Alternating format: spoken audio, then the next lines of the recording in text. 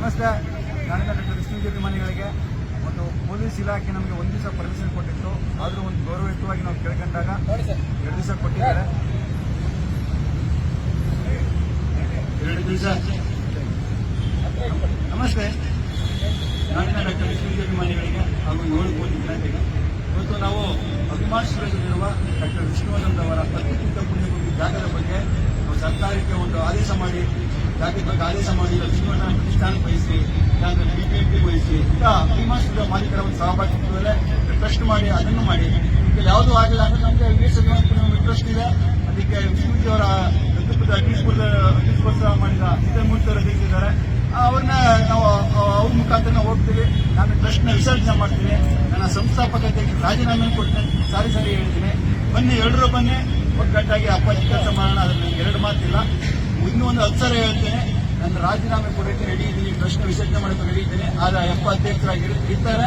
ಅವ್ರ ನೇತೃತ್ವದಲ್ಲಿ ನಾವು ಅಪ್ಪಾಜಿ ಕಾರ್ಯಕ್ರಮಗಳಿರ್ಬೋದು, ಹೋರಾಟಗಳಿರ್ಬೋದು ನಾವು ಮಾಡ್ಕೊಂಡು ಹೋಗೋಣ. ಇವತ್ತು ಪೊಲೀಸ್ ಇಲಾಖೆ ಮತ್ತೆ ಜಿಲ್ಲಾಡಳಿತ ನನ್ನ ಹತ್ರ ಮಾತಾಡಿ ನಿರ್ದಿಷ್ಟವಾದ ಉಪಸ್ಥಿತರನ್ನ ಕೈ ಬಿಡಿಸಿದ್ದಾರೆ.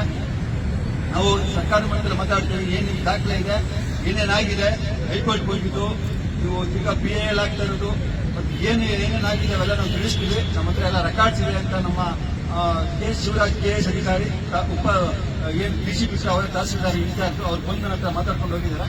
ನಾವು ಸರ್ಕಾರದ ಹತ್ರ ನಿಮ್ಗೆ ಏನು ದಾಖಲೆ ಇದೆ ಗೌಡ್ರೆ, ನಾವು ಅದನ್ನ ತಿಳಿಸ್ತೀವಿ. ನಮ್ಮ ಕೈಲಿ ಏನಾಗುತ್ತೆ ನಿಮ್ಗೆ ಅವತ್ತು ಹೇಳಿದ್ವಿ, ಇವತ್ತು ಹೇಳ್ತಾ ಇದ್ದೀವಿ. ನಿಮ್ಗೆ ಪರ್ಮಿಷನ್ ಕೊಟ್ಟಿದ್ದೀವಲ್ಲ ಗೌಡ್ರೆ, ನೀವೇನ್ ಬೇಕು ಅಂತ ನಮ್ಗೆ ಪರ್ಮಿಷನ್ ನೀವು ಕೊಟ್ಟಿದ್ರೆ ತಾತ್ಕಾಲಿಕವಾಗಿ. ಆದ್ರೆ ನಮ್ಗಲ್ಲಿ ಅಧಿಕೃತವಾಗಿ ಒಂದು ಜಾಗ ಹಾಕಬೇಕು. ನೀವು ಅಭಿಮಾನಿಸಿದ ಮಾಲೀಕರನ್ನ ಕರೆಸಿ ಅದು ಏನ್ ಮಾಡ್ತೀರೋ ಗೊತ್ತಿಲ್ಲ. ನಾವು ಇಲ್ಲಿ ದುಡ್ಡು ಕೊಟ್ಟು ತಗೊಳ್ಳೋದಿಲ್ಲ. ನಾನು ಹೋರಾಟ ಮಾಡ್ಕೊಂಡು ಬಂದಿದ್ದೀನಿ. ಸರ್ಕಾರದ ರೀತಿಯಲ್ಲಿ ರೆಕಾರ್ಡ್ ಆಗಿದೆ. ಅವ್ರು ಬರ್ಕೊಟ್ಟಿದ್ದಾರೆ. DC ಸರ್ವೆ ಮಾಡಿ ದಾಖಲೆ ಬಿಡುಗಡೆ ಮಾಡಿದ್ರೆ ರೆಕಾರ್ಡ್ ಆಗಿದೆ. ನಾನು ಹೋರಾಟಗಾರನ ಕೆಲಸ ಮಾಡಿದ್ನಷ್ಟೇ, ನನಗೂ ಗೊತ್ತಿಲ್ಲ. ನೀವು ಏನ್ ಮಾಡ್ತಿರೋ ಅನ್ಕೊಂಡೆ. ಅವ್ರು ಕಳಿಸಿ ಅಭಿಮಾನಿಸಿದ ಮಾಲೀಕರ ಮಾತಾಡ್ತಿರೋ ಏನ್ ಮಾಡ್ತಿರೋ ಗೊತ್ತಿಲ್ಲ.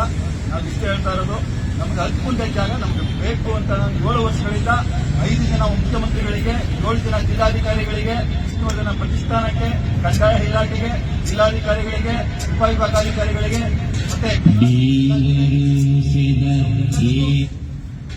ಎಲ್ರಿಗೂ ನಾವು ಮನವಿ ಕೊಟ್ಟಿದ್ದೀವಿ. ಇವತ್ತು ಏನಾಗಿದೆ ಅಂದ್ರೆ ಇವತ್ತು ಸರ್ಕಾರ ಅಧಿಕಾರಿಗಳು ನಿರ್ಲಕ್ಷ್ಯ ಮಾಡಿದ್ದಾರೆ.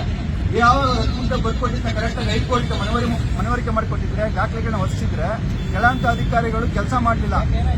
ತುಂಬಾ ದ್ರೋಹವೆಸಗಿದ್ದಾರೆ. ಹಿಂದೆ ಯಾರಿದ್ದಾರ ಗೊತ್ತಿಲ್ಲ. ಆ ಕೆಳಹಂತ ಅಧಿಕಾರಿಗಳು ಏನೇನು ಕೆಲಸ ಮಾಡಿದ್ರು ಅದು ನಮ್ಗೆ ಗೊತ್ತಿಲ್ಲ. ಅದು ನೋಡ್ಕೊಡ್ರೆ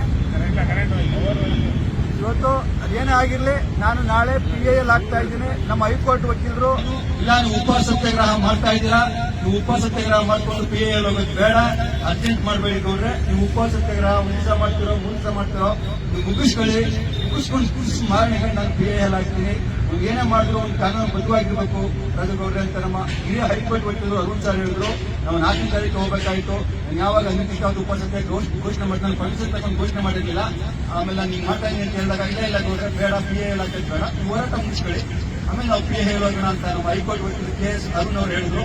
ಹಾಗಾಗಿ ನಾವು ನಾಳೆ PIL ಹೋಗ್ತಾ ಇದ್ದೀನಿ.